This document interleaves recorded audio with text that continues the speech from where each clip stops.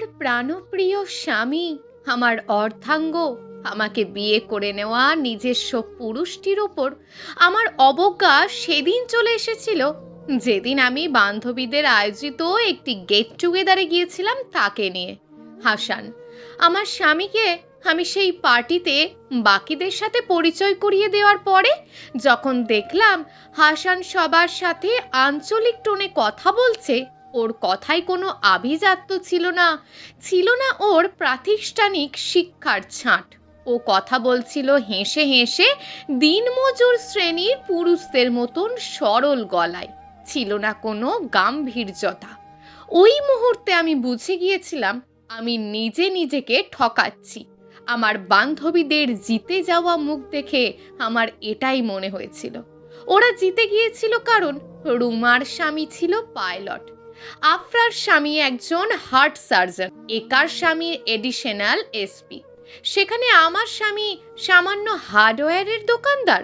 লোহা লস্কর গ্রাম কেজিতে মেপে মেপে বিক্রি করা যার কাজ। লজ্জায় আমি তখনই পার্টির ভিড়ের মাঝে গুটিয়ে গিয়েছিলাম। সেই হলো শুরু। এরপর থেকে শিক্ষা ক্যাডারে নিয়োগ পাওয়া আমি লিপি আক্তার কথায় কথায় হাসানকে অবজ্ঞা করতে শুরু করলাম এবং আমার এই মস্তিষ্কের বিষ এতটাই প্রভাবিত হতে শুরু করলো যে আমি কুল হারিয়ে ঈমান খুইয়ে অন্য পুরুষের দ্বারস্থ হলাম। ওর নাম ছিল আসিফ, আমার কলিগ।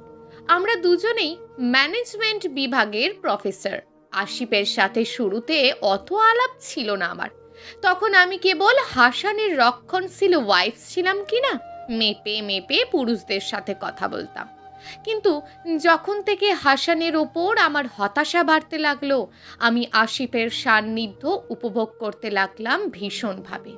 এই আস্কার অবশ্য আসিফই দিয়েছিল শুরুতে চোখের ইশারায়। ওর মাঝে গাম্ভীরতা ছিল। আমি আর নিজেকে আটকানোর চেষ্টা করিনি। বাড়িতে এলে হাসানের সাহচর্য আমার বিরক্ত লাগতো খুব। ওর লুঙ্গি পরে পুরো বাড়িতে ঘোরাঘুরি করা, শব্দ করে কাশা, একই শার্ট পরে রোজ দোকানে চলে যাওয়া, এগুলো আমার মানসিক যন্ত্রণার কারণ হয়ে যাচ্ছিল দিনকে দিন। আমার বাড়ির মধ্যে দম বন্ধ লাগতো। হাসানের সাথে ঝগড়া করতে মন চাইতো যাতে ও আমার থেকে একটু দূরে থাকে। হাসান দূরে থাকতো না। ভীষণ ভালো হাজবেন্ড ছিল কিনা সব সময় আমার মেজাজের তোয়াজ করে চলতো। ভুল না করলেও দুম করে সরি বলে নিত। কিন্তু এসব আর আমাকে টানতে পারেনি।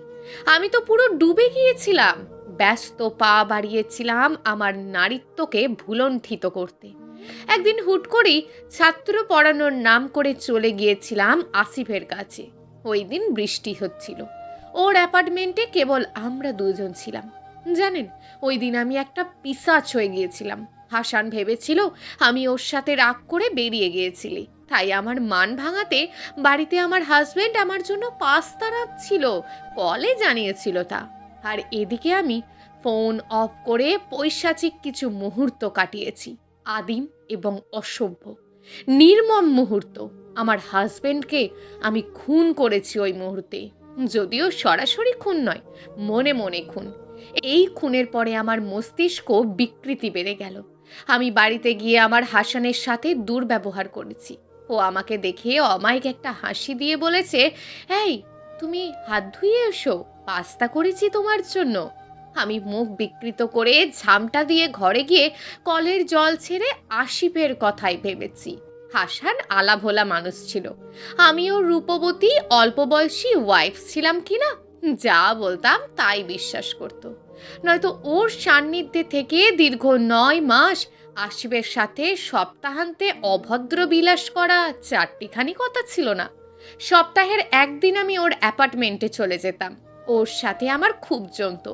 বিশেষ করে ওর সাহচর্যে আমি হাসান নামে একটা বোকা বোকা লোককে বিয়ে করার আফসোস ভুলে থাকতাম। যেই লোক আমাকে পড়াশোনা করে বিসিএস পরীক্ষায় বসতে দিয়েছিল, যেই লোক একটা লম্বা সময় শাশুড়ি ননদের থাবার সামনে আমার ঢাল হয়ে দাঁড়িয়েছিল, আমার চরিত্রহীনতা, আমার যৌবনের বিকৃত তৃষ্ণা, আমার ঈমান, আমার সততা, আমার অস্তিত্ব পিষে দিল। আমি একটি মাসুম লোককে কুলোহারা করে ঠকালাম। ধরা খেতাম না আসলে। আসিফ আর আমি দুজনেই বিবাহিত। আমাকে বিয়ে করে নিজের সামাজিক জীবন নষ্ট করার মতন বোকা পুরুষ আসিফ ছিল না। যেহেতু ও বিবাহিত, ওর বাচ্চা ছিল, অধিকাংশ চরিত্রহীন পুরুষ আবার বাইরে কিছু করলেও নিজের বাচ্চাকে খুব ভালোবাসে। ও চায়নি ওর বাচ্চা জানুক তার বাবা একজন অসৎ কামুক ঠকবাজ। ও চেয়েছিল চুপি চুপি অভিসার স্বার্থে মাসের পর মাস। ওর গৃহিণী বউটা কি করে যেন সব জেনে গেল, জানালো হাসানকেও। আমি দেখেছিলাম হাসান সব জেনে আমার দিকে কেমন বোকা চোখে তাকিয়েছিল, চোখ ছলছল করছিল। আমি নিজে থেকে ব্যাপারটা স্বীকার না করলে হয়তো লোকটা কোনোদিনই বিশ্বাস করতো না। স্বীকার আমাকে করতেই হলো। কিভাবে যেন আমি প্রেগনেন্ট হয়ে গিয়েছিলাম। একসাথে এতগুলো দুঃসংবাদ শুনে হাসানের বুকে ব্যথা এলো। ও আমাকে সেই সরল গলায় বলল, তুমি জানো এই বাচ্চার বাবা কে? সত্যি বলতে আমি জানতাম না। এ আমার মূর্খামি ছিল। কথাটা শুনেই দেখেছি হাসান কেমন বিজয়ীর মতন হাসলো। আমাকে চড় মারলো না, আমাকে অপবাদ দিল না, শুধু বলল, তোমার মতন মেয়েদের এটাই উপযুক্ত শাস্তি। এখন 9 মাস অপেক্ষা করো, তবেই বাচ্চার বাবাকে তা জানতে পারবে। এর চেয়ে বড় শাস্তির দাগ একজন শিক্ষিত মহিলার গালে আর পড়তেই পারে না। সন্তান আমার হলে আমি রেখে দেব, তবে তোমাকে থুতু দিয়ে দূরে থাকো আমার থেকে। আমি 9 মাস অপেক্ষা করলাম না। আসল কথা হলো, হাসানের চোখে আমি যে পরিমাণ ঘৃণা দেখেছি আমার জন্য, এরপরে বাচ্চা যদি ওর হতো, তবুও সেই বাচ্চা কখনো একটা মানবিক পরিবেশ পেত না। আমি লিপি আক্তার, এই গল্পের খারাপ নারী চরিত্র। তবে খারাপ হলেও আমার এতটুকু বোধ ছিল বলেই আমি অ্যাবর্শন করিয়ে ফেলেছিলাম। এ নিয়ে আমার কোনো পাপবোধ নেই, কারণ পিশাচ আমি বহু আগেই হয়েছিলাম, আর পিশাচ বাঁচে তার অধর্মে। অপরদিকে হাসানুর রহমান আমি ডিগ্রি পাশ করা এক লোক, বয়স 34-এর কাছাকাছি। লিপি আক্তার নামক এক ভ্রষ্টাচারিণীর প্রাক্তন এই গল্পের একজন ভুক্তভোগী পুরুষ চরিত্র। জানেন কত আদরে আমি মেয়েটাকে ঘরে তুলেছিলাম। মধ্যবিত্ত পরিবারের হাড় হাবাতে মেয়ে ছিল, মেধাবী ছিল, বই দেখলেই থাবা মেরে নিয়ে পড়তো। মায়া করে ভেবেছিলাম বড় অফিসার বানাবো।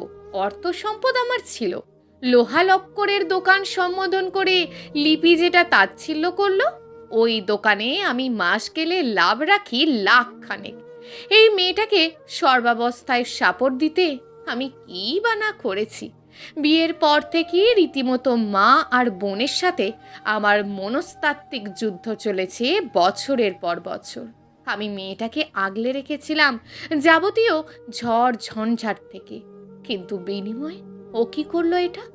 ও যদি আমাকে বলতো, হাসান তুমি লুঙ্গি পরো না, হাসান তুমি ইংরেজিতে ভুলভাল উচ্চারণ করো না, হাসান এভাবে কথা বলো না, ওভাবে চলো না, আমি সাময়িকভাবে হীনমন্যতায় ভুগলেও নিজেকে শোধরানোর চেষ্টা করতাম। ও তা করেনি। ও তো বিষ খেতে চেয়েছে এর বিপরীতে। বিসিএসে টেকার পরে এই মেয়ে আমার প্রতি কৃতজ্ঞতায় এক রাত আবার গলা ধরে কেঁদেছিল। সেই নরম মেয়ে এত সহজে সাহস কি করে পেল অন্য পুরুষের কাছে যাওয়ার? আমি মাঝে মাঝেই ভাবি, সত্যি বলতে ক্ষমা করাই যেত ওকে। ক্ষমা চেয়েছিল, যেহেতু ব্যাপারটা সমাজে জানাজানি হয়নি, আমার সামাজিক সম্মান ভুলণ্ঠিত হয়নি। ক্ষমা আসলে করা যেত ডিভোর্স না দিয়ে, কিন্তু আমার পৌরুষ মানেনি। ওই মেয়েকে দ্বিতীয়বার ছোঁয়ার কথা ভাবতে গেলেই বমি পেত আমার। আর আমি তো অবশ্যই একজন বাবা হব কখনো না কখনো। আমার সন্তানদের জন্য আমি কখনোই দুশ্চরিত্রা মেয়েকে রাখতাম না। কোনো দুশ্চরিত্রা অসতী মেয়ের গর্ভে আমার সন্তান দেব না, কোনো দিনও না, মরে গেলেও না। ওকে চড় না মেরে ছেড়ে দিয়েছি বলে ও যে কথাটা বলল, এটা আসলে ভুল। ওর গালে সপাটে এক চড় আমি মেরেছি, সেটা হলো ডিভোর্স। আর আমি জানি এসব মেয়েদের পরিণতি ঠিক কি হয়। একটা সম্মানের জীবন রেখে নষ্টামিকে বেছে নেওয়া মেয়েদের জীবনটা কখনো স্থির হয়ে থাকে না। সুন্দরী দুশ্চরিত্রা নারী হয় দ্বিধারী তলোয়ারের মতন, যার আঘাতে অন্যরাও মরে, নিজেও মরে। এ আমি বিশ্বাস করি। এই মেয়ের জন্য প্রযোজ্য আজীবন ঘৃণা। হ্যাঁ, হঠাৎ রাতে ঘুমাতে গেলে বুকে ব্যথায় কাঁদবো আমি, তবে ঘৃণা আমি করবই, এই ঘৃণা চলমান। আর একদিকে পরিচয় বললে রেগে যাবেন, আমি এই গল্পের অন্যতম অসৎ চরিত্র আসিফ আয়মান। বয়স 32, পেশায় শিক্ষক, বিবাহিত ছিলাম। আমার বউয়ের বয়স বেশ কম, এই 23-24। একটা 1.5 বছরের বাচ্চাও আছে আমাদের। সত্যি বলতে অন্য নারীতে মত্ত হবার প্রয়োজনীয়তা আমার ছিলই না। আমার বউ ইলা অনার্স ফাইনাল ইয়ারের স্টুডেন্ট। একটা বাচ্চা হলেও ওর শারীরিক গঠন একদম সুন্দর। তবে কি জানেন, এই মেয়েটা আমাকে মোটেও মানসিক শান্তি দিত না। আরে মায়ের কথায় দীর্ঘদিনের প্রেমিকার সাথে বিট্রে করে সাদা রঙের অল্প বয়সী মেয়েকে বিয়ে করেছিলাম ভারী ভারী যৌতুকের বিনিময়ে। সব কিছু নিয়ে স্যাটিসফাইড ছিলাম, কিন্তু কিছুদিন যেতেই আমার মা বাঁধল বিপত্তি। সেই ইলাকে আমার কাছে এসে থাকতে দেবে না, বৌমাকে নাকি নিজের কাছে রাখবে। এই নিয়েই শুরু। এরপর থেকে ইলা আর মায়ের মানসিক দ্বন্দ্ব বাড়তে বাড়তে এমন অবস্থা হলো যার প্রভাবে আমি কুপোকাত। আমি মানুষরূপী এক সরীসৃপ। আমার মেরুদণ্ড ছিল না। পুরুষ হিসাবে আমার কেবল সম্ভোগের ক্ষমতা ছিল, বদ্ধ ঘরে বউকে ধমকানোর ক্ষমতা ছিল। আমার কাপুরুষ মনের সাহস ছিল না মাকে শাসন করার। আমার এই আচরণে ইলা কষ্ট পেতে থাকলো। আমি তো একটা সরীসৃপ, নিজেও যে অন্যায় করছি তা আমি মানতে নারাজ। ইলা আমার ওপর মুখ ভার করে থাকতে লাগলো। আমি বেচারা নিজেকে এই বউ শাশুড়ির দ্বন্দ্বের ভিকটিম ভাবতে লাগলাম। শান্তি খুঁজতে খুঁজতে ওর সাথে যোগাযোগ কমিয়ে দিলাম। ঠিক এই পয়েন্টে আমার লিপির সাথে দেখা। আসলে লিপি ইলার মতন কম বয়সী আর সুন্দর না হলেও ওর মাঝে একটা ব্যাপার ছিল, সবসময় হাসি দিয়ে কথা বলতো। পুরুষ হিসাবে আর কি চাই বলুন? কোনো কিচকিচ নেই, কোনো প্যারা নেই। একটা নারী আমার কথায় উঠছে আর বসছে, যার প্রতি আমার মানসিক কোনো দায়বদ্ধতা নেই, কর্তব্য নেই, দায়িত্ব নেই। কি আরামের ব্যাপারটা! লিপিকে খুব ভালো লাগতো। বাচ্চাটা না থাকলে ইলা নামের মুখ বেজার করা মেয়েটাকে ঘাড় ধাক্কা দিয়ে ওকেই আমি বিয়ে করতাম। তবে ইলাকেও অবশ্য আমি ভালোবাসি। আমি বিশ্বাস করি আমার ছেলের জন্য ইলার চেয়ে ভালো মা আর কেউ হতে পারবে না। ঠিক এ কারণেই ওর কাছে ক্ষমা চেয়ে নিয়েছি আমি, এবং ও আমাকে ক্ষমা করেছে। কি মজার ব্যাপার, তাই না? পুরুষ হবার সুবিধাটা দেখলেন? অপরাধ লিপি আর আমি দুবাই করেছি। ক্ষমা চাওয়ার পরে দুজনকেই ক্ষমা করে দেওয়া যেত, কিন্তু লিপি পেল না, আমি পেলাম। আমি প্রকৃতিগতভাবে সব কিছুতে ক্ষমার যোগ্যতা নিয়েই জন্মেছি। অন্যদিকে আমি এলা, আপনাদের চোখে হতে পারি এই গল্পের সবচেয়ে অবলা চরিত্র। বাকিরা তো বলল, এবার আমি আমার তরফ থেকে দুটো কথা বলি। আমার বাবা একজন শিক্ষক, বেশ ভালো পারিবারিক অর্থনৈতিক অবস্থান। একদিন হাতে বিসিএস ক্যাডার পাত্র পেয়ে গদগদ হয়ে উচ্চ মাধ্যমিক পড়ুয়া মেয়েকে বিয়ে দিলেন। বিয়েতে আমার আপত্তি ছিল ঢের, তবুও ইমোশনাল ব্ল্যাকমেল করে বিয়ে দিয়েছেন। বিয়ের পর প্রকৃতির নিয়মেই আমি আমার স্বামীর প্রেমে পড়েছি। 2-3 বার শারীরিক মিলন, হানিমুনে নিয়ে মিষ্টি মিষ্টি কথা, দুটো চকলেট এনে দিলেই স্বামী হিসাবে পুরুষটা কেমন তা বোঝা যায় না? আমিও বুঝিনি। আর ছোট ছিলাম তো খুব। আমার কাছে ভালোবাসার মানুষের সংজ্ঞা আবার অন্য রকম ছিল। কিন্তু যত দিন গিয়েছে আমি টের পেয়েছি পুরুষের শরীরে একটা মেরুদণ্ডহীন প্রাণী আমার স্বামী। ওর প্রতি বিতৃষ্ণা তো সেদিন প্রথম আমার এসেছিল যেদিন ও ওর মায়ের সাথে না পেরে সবার সামনে আমাকে তুই তুকারি করে গালি দিয়েছিল। অথচ বাইরের দুনিয়ায় আসিফ আয়মান কত মার্জিত এক শিক্ষক। বাবু হওয়ার পরে আমার নিজের জীবনে স্বাধীনতা ছিল না কোনো। সবটা দখল করেছিল আমার স্বৈরাচারী শাশুড়ি, একটা বিষাক্ত মহিলা যে মনে করেন সবাই তাকে নমনম করবে। ওই নমনম আমি করতে পারিনি। বিষের জ্বালা মিটিয়েছে দিনের পর দিন আমাকে মানসিক অশান্তি দিয়ে।